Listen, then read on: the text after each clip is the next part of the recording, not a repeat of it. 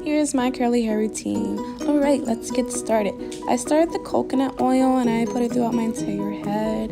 Of course, I focus a lot on my ends. So right now, I'm just putting half of my hair up so I can focus on the back. I'm just wetting it right now. Then I'm going to put this Cantu leave-in conditioner in it, which is amazing. I focus a lot on my ends because they're like very horrible. Yeah. Then I just move on to the rest of my hair. Spray that thing, girl. Get it all wet.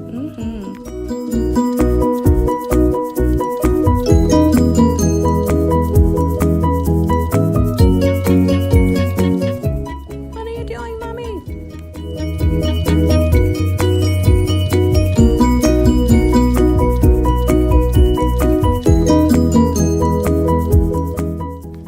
Then I just brush it out a little bit. Next, I'm going to take my Cantu Natural Moisturizing Curl Activator Cream. Yes! And I just put it throughout my hair. You know, you see what I'm doing.